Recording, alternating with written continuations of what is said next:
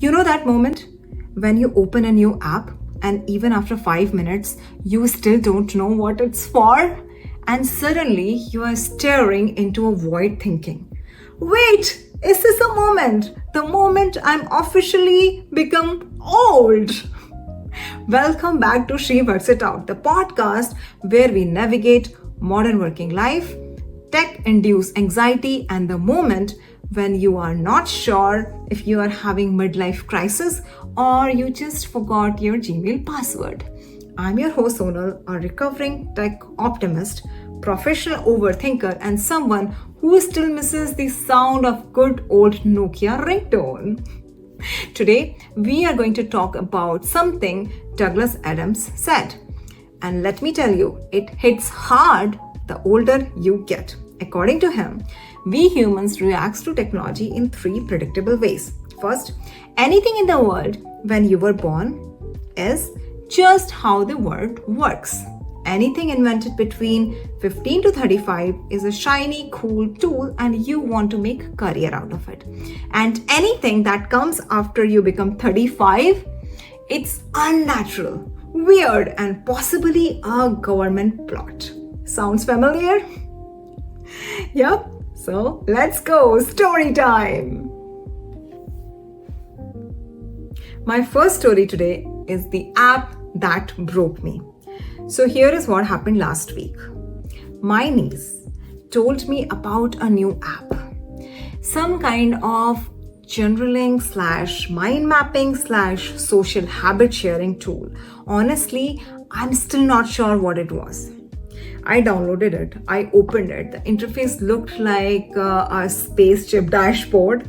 I swiped, I tapped, accidentally posted something publicly which I thought was private, and 10 minutes later, I was still looking for a logout button, which doesn't exist because apparently you don't log out anymore, you close your energy loop.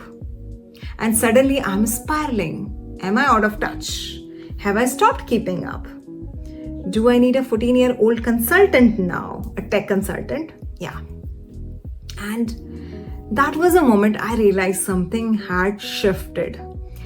I didn't feel curious anymore. I felt tired.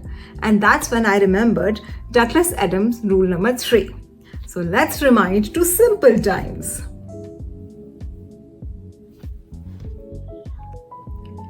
My next story today is the tech you grew up with. Let's rewind. When I was 25, I loved new tech. I was that person who loved their manager figure out Excel formula. I tried every productivity tool before it was cool. I once explained Facebook and YouTube to a whole conference room. That was my golden rule number 2 era. That magical window between 15 to 35 when you feel like you are riding the wave of innovation, not swimming to catch up. But slowly, something changes.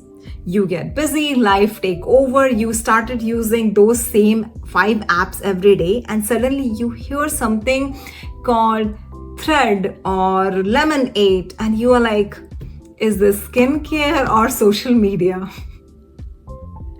But real turning point wasn't the tech itself. It was the moment my child officially became my IT department. My next story is when your kid becomes your IT department. So I was struggling to move an app icon on my phone.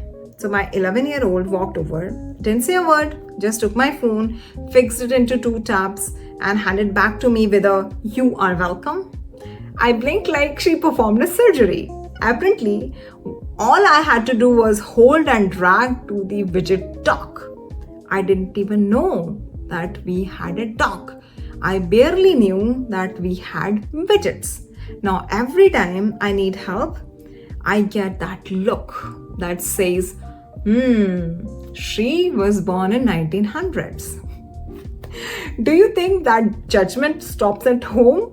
No, that follows you straight to your phone, especially in a group chat where you never expect that much chaos.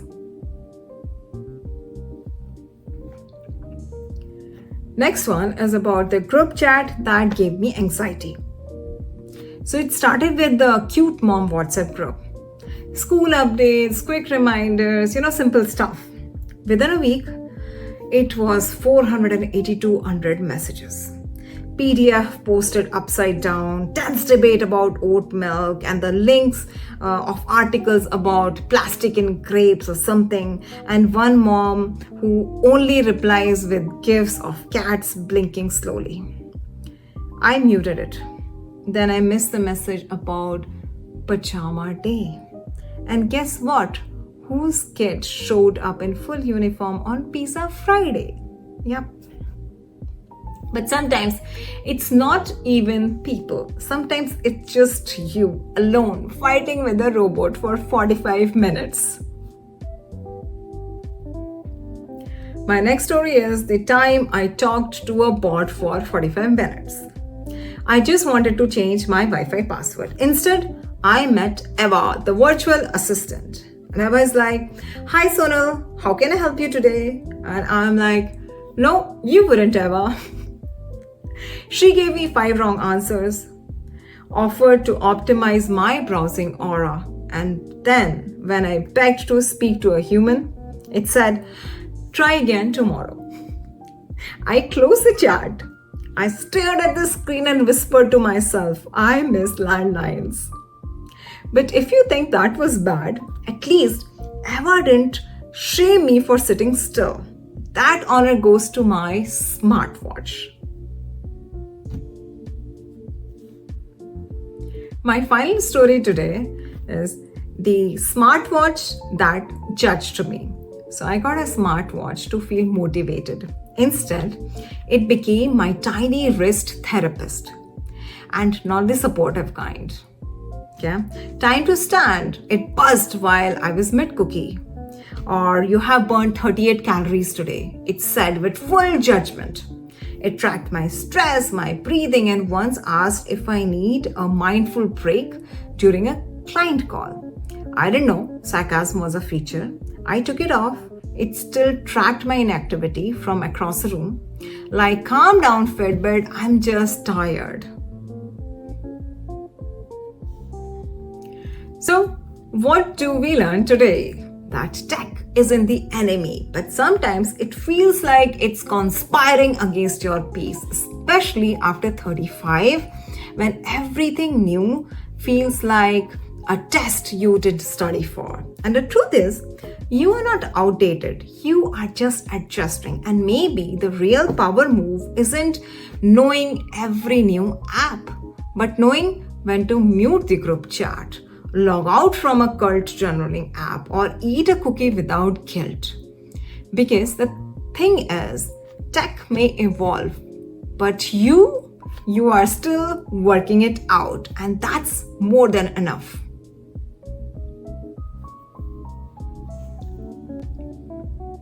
Now, I want to hear from you. What piece of tech officially made you feel too old for this? Was it ChatGPT, TikTok, or the moment your child became your IT help desk? DM me on Insta or send me a comment or drop me a comment below. And if this episode made you laugh, cringe, or nod in a painful recognition, send it to your fellow rule number 3 friend. Don't forget to like or subscribe or hit the bell icon, because clearly I still know how to do that. I am Sonal, and this was She Works It Out. Catch you next time, probably still talking to Eva the bot.